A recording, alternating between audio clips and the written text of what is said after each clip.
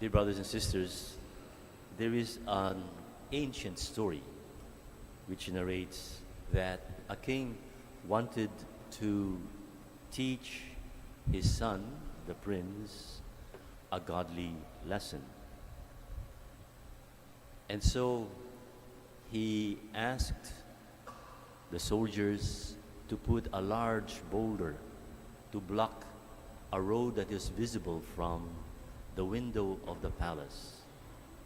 And then he brought his son, and they watched from time to time people who would pass by that road.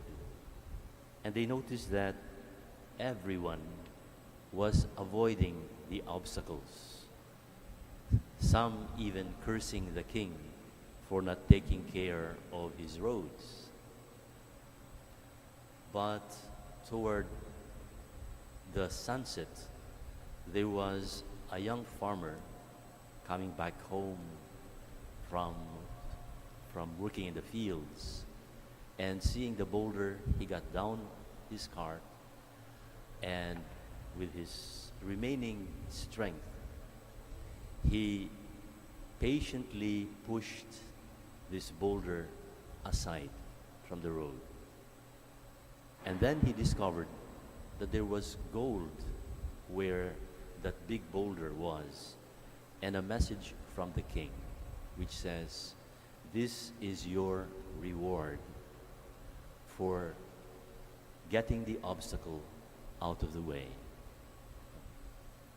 And the story ends with the message, "The obstacle is itself the way."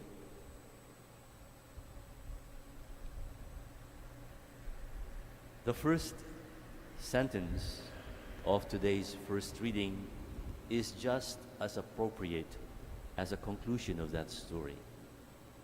St. James writes to his fellow Christians with the message, "Rejoice. Consider it all joy, my brothers and sisters, when you encounter various trials." We tend to think that grace happens only when trials are resolved. But St. James surprisingly says that the trials themselves are blessings from God. We ask, in what way? Well, trials, problems, difficulties are like exercise to our muscles. Without exercise, our muscles weaken, but with exercise, they grow in strength, and the body also grows in stamina.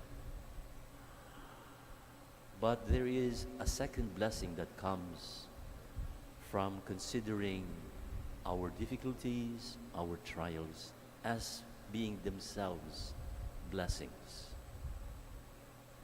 No one can learn compassion without suffering, without difficulties.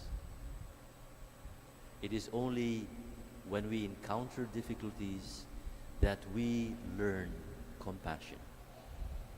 Nobody can learn how to console people who suffer unless we ourselves have known grief and tears. No one can guide anybody through darkness if in moments of our own lives we have gone through darkness and confusion ourselves.